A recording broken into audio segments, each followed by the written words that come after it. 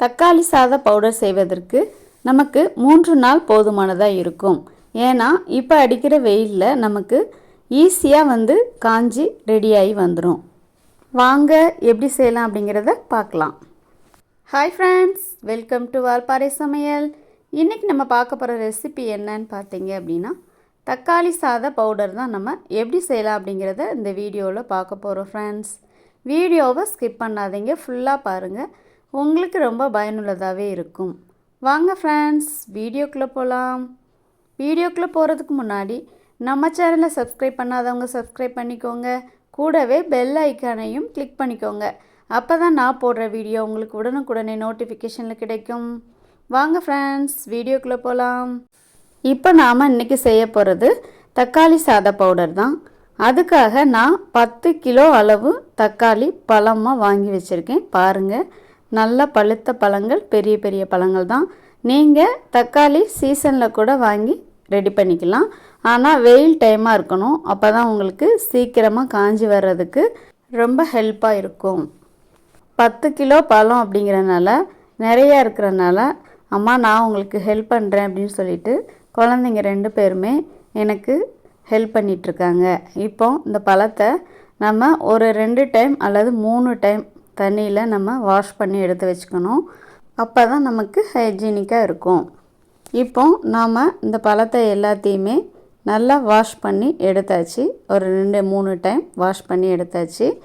இது நல்லா தண்ணி வடிஞ்சதுக்கு அப்புறமா பெரிய காட்டன் கிளாத்து நம்ம தரையில் விரிச்சிட்டு இந்த பழத்தை அதில் போட்டு நல்லா க்ளீன் பண்ணி எடுத்துக்குவோம். தண்ணியே இல்லாமல் பழம் நல்லா ட்ரையாக இருந்தால் தான் கட் பண்ணி நம்ம காய வைக்கும்போது கெட்டு போகாமல் இருக்கும்.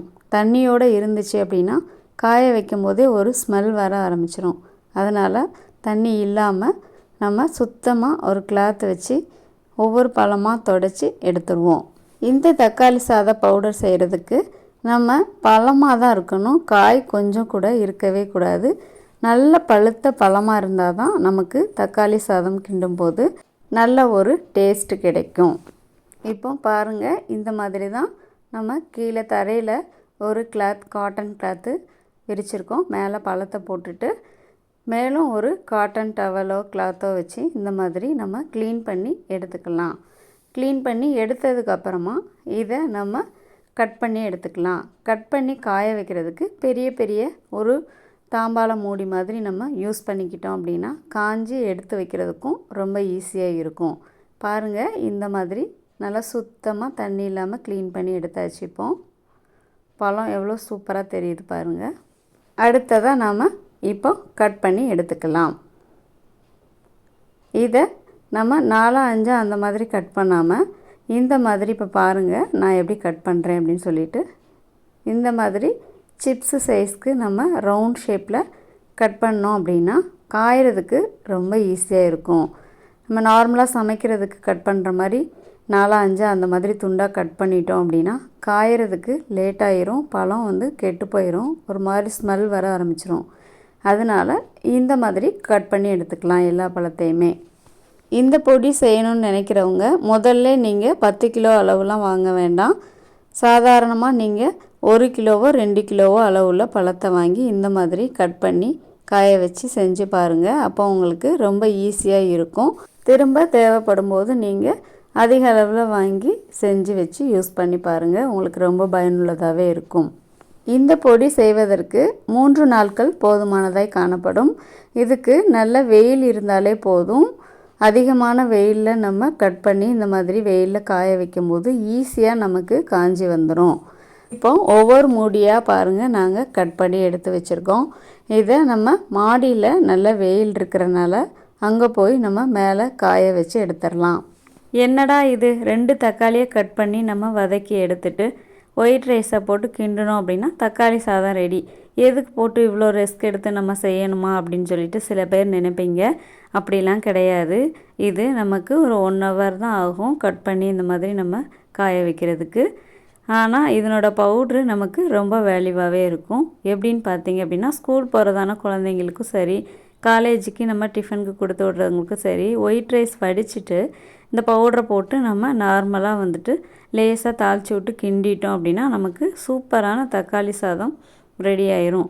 இது ஒரு அவசரத்துக்கு யூஸ் பண்ணுறதுக்கு ரொம்பவே ஹெல்ப்ஃபுல்லாக இருக்கும்.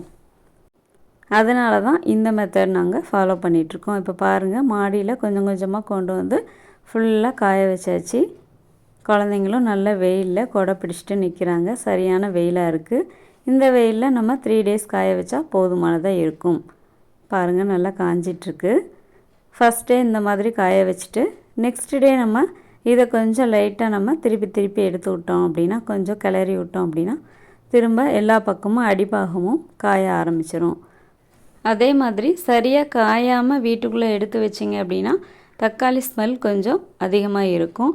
அதனால் நீங்கள் வெளியிலே இந்த மாதிரி வெயிலே காலையிலே ரெடி பண்ணி இப்படி காய வச்சிட்டிங்க அப்படின்னா ஈவினிங்குள்ளே ஓரளவுக்கு நல்லா காஞ்சிரும். நைட்டு நீங்கள் வீட்டுக்குள்ளே எடுத்து வைக்கும்போது எந்த ஸ்மெல்லுமே இருக்காது. இப்போ பாருங்கள், பார்த்தாலே தெரியும் உங்களுக்கு மறுநாள் எப்படி இருக்குதுன்னு சொல்லிட்டு. கொஞ்சம் ட்ரையாக இருக்கும், சுருங்கி இருக்குது பாருங்கள். இதை மறுபடியும் நம்ம மறுநாள் காய வைக்கிறோம். இப்போ 3ஆம் நாள் ஆயிடுச்சு பாருங்கள். இன்றைக்கி நல்லா காஞ்சிருக்கும். காஞ்சதை இன்னுமே நம்ம வெயில் நல்லா அடிக்கிறதுனால ஒரு 2-3 hours வரைக்கும் காய விட்டுட்டு எடுத்துகிட்டு வந்துடலாம். பாருங்கள் ஃப்ரெண்ட்ஸ், எங்கள் ஊரில் எவ்வளோ சுள்ளுன்னு வெயில் அடிக்குதுன்னு. ஈவினிங் ஆயிடுச்சு. ஈவினிங்குமே பாருங்கள் நல்ல வெயில். தலம் நல்லா சூடாக இருக்குது. அதனால் நமக்கு டக்குன்னு காஞ்சி வந்துருச்சு. பாருங்கள், க்ளோஸ்அப்பில் நான் உங்களுக்கு காமிக்கிறேன் எந்த அளவுக்கு நல்லா ட்ரையாக காஞ்சிருக்கு அப்படின்னு சொல்லி. பாருங்கள், நல்லா காஞ்சிருச்சு. அதனால் நம்ம இப்போ எல்லாத்தையுமே சேகரித்து எடுத்துருவோம். இப்போ சேகரித்து எடுத்து வச்சதை காமிக்கிறேன். பாருங்கள், நல்லா ட்ரையாக இருக்குதா. இதை நம்ம வாணலியில் கொஞ்சம் கொஞ்சமாக சேர்த்து லேசாக வறுத்து எடுத்துருவோம். ஏன்னா கொஞ்சம் ஹீட்டாக இருந்துச்சு அப்படின்னா நமக்கு அரைக்கிறதுக்கு கொஞ்சம் ஈஸியாக இருக்கும். அதே மாதிரி அரைக்கும்போது இதில் கொஞ்சமாக கல்லுப்பு சேர்த்து அரைச்சோம் அப்படின்னா நமக்கு ஈஸியாக அரைஞ்சி வந்துடும். இந்த மாதிரி லேசாக நம்ம சிம்லே வச்சு நல்லா பாத்திரம் ஹீட் ஆனதுக்கப்புறமா இந்த மாதிரி லேசாக அப்படியே வறுத்து எடுத்தோம் அப்படின்னா நமக்கு நல்லா மொறுமொறுப்பு கிடைக்கும். அதுக்கப்புறமா நம்ம மிக்ஸி ஜாரில் போட்டு இதை ஃபைன் பவுடராக்கி எடுத்துகிட்டு வந்துடலாம். பாருங்கள் ஃப்ரெண்ட்ஸ், 10 கிலோவுக்கு நமக்கு இவ்வளோ தான் கிடச்சிருக்கு. ஏன்னா இந்த அளவுக்கு ட்ரையாக காஞ்சதுனால நமக்கு அளவு கம்மியாக தெரியுது. இப்போ கொஞ்சமாக மிக்ஸி ஜாரில் சேர்த்து அரைச்சி எடுத்தாச்சு. இப்படி கொஞ்சம் கொஞ்சமாக தான் சேர்த்து அரைக்க முடியும். நமக்கு கொஞ்சம் கொரப்பாக தான் கிடைக்கும். ரொம்ப ஃபைன் பவுடரெலாம் அரைக்கிறதுக்கு முடியாது. பாருங்கள், இந்த அளவுக்கு நமக்கு இப்போ ரெடியாகி வந்திருக்கு. வாங்க இப்போ சாதத்தை ரெடி பண்ணிடலாம். ஒரு கடாயை அடுப்பில் வச்சுட்டு கடாய் சூடானதுக்கப்புறமா தேவையான அளவு எண்ணெய் சேர்த்துக்கலாம். நான் சின்ன குழிக்கரண்டி அளவு 2 கரண்டி அளவு சேர்த்துக்கிறேன். எண்ணெய் நல்லா ஹீட் ஆகட்டும். ஹீட் ஆனதுக்கப்புறமா நம்ம நார்மலாக அப்படியே சாதத்தை சேர்த்துட்டு பவுடரையும் போட்டு நம்ம கிண்டி எடுத்துடலாம் அவசரத்துக்கு. இல்லை கொஞ்சம் நமக்கு டைம் இருக்குன்னா இந்த மாதிரி கடுகு, கொஞ்சம் ஜீரகம், வாசனைக்கு இந்த மாதிரி இன்க்ரீடியன்ட்ஸ்லாம் சேர்த்து பண்ணும்போது இதனோட சுவை இன்னும் பிரமாதமாக நமக்கு கிடைக்கும். இப்போ கடுகு, ஜீரகம் ரெண்டுமே போட்டு நல்லா பொரிஞ்சிருச்சு. ஒரு 2 ஸ்பூன் அளவு கடலைப்பருப்பு சேர்த்து அதையும் பொன்னிறமாக வர்ற வரைக்கும் வறுத்து எடுத்துருவோம். 2 வரமிளகாய் கிள்ளி சேர்த்துக்கலாம். வரமிளகாய் சேர்த்தோம் அப்படின்னா நமக்கு நல்ல வாசனை கிடைக்கும். நான் காஷ்மீரி சில்லி தான் சேர்த்துருக்கேன். 2 கருவேப்பிலை சேர்த்துக்கலாம். இப்போ எல்லாமே நமக்கு பொரிஞ்சு வந்துருச்சு. இஞ்சி பூண்டு பேஸ்ட் இல்லை, இடித்து சேர்த்துக்கிறேன் நான். நீங்கள் பேஸ்ட்டு வச்சுருந்தா கூட சேர்த்துக்கலாம். இப்போ இதையும் சேர்த்து நல்லா நம்ம வாசனை வர்ற வரைக்கும் வதக்கி விடுவோம். ஹீட்டை மீடியம் ஃப்ளேம்லேயே வச்சு இந்த மாதிரி நல்லா வதக்கி விட்டுட்டு இதனோட பச்சை வாசனை போனவுடனே நம்ம இதில் காரம் இருக்காது இல்லையா, காஷ்மீரி ரெட் சில்லிங்கிறதுனால நமக்கு காரம் கிடைக்காது. அதனால் 1 ஸ்பூன் அளவு மிளகாய்த்தூள் எடுத்து வச்சுருக்கேன். நல்லா இது வதங்கி வாசனை வந்ததுக்கப்புறமா 1 ஸ்பூன் மிளகாய்த்தூளை இப்போ சேர்த்துக்கிறேன். சேர்த்துட்டு தக்காளி சாத பவுட்ரு நம்ம அடுத்ததாக நம்ம எவ்வளோ சாதம் சேர்க்குறோமோ அந்த சாதத்திற்கு ஏற்றவாறு 1 கப் சாதத்துக்கு நம்ம 1 ஸ்பூன் அளவு போதுமானதாக இருக்கும் தக்காளி சாத பொடி. இப்போ 1 ஸ்பூன் அளவு மிளகாய்த்தூள் சேர்த்தாச்சு. தக்காளி சாத பவுட்ரு 2 ஸ்பூன் அளவு சேர்க்குறேன். நான் 2 கப் சாதம் வந்து இதில் சேர்த்து கிண்ட போகிறேன். அதனால் 2 ஸ்பூன் அளவு சேர்த்துக்கிறேன். நம்ம ஆல்ரெடி கொஞ்சம் உப்பு சேர்த்து அரைச்சதுனால உப்பு வந்து இதில் இருக்கும். அதனால் கம்மியாக நம்ம இதில் தேவையான அளவு உப்பு சேர்த்துக்கலாம். 1/4 ஸ்பூன் அளவு மஞ்சள் தூள் கலருக்காக சேர்த்துக்கலாம். இப்போ எல்லாத்தையுமே நல்லா அந்த எண்ணெயிலே வதக்கி விட்டுருவோம். நல்லா வதங்கி வந்துடுச்சு.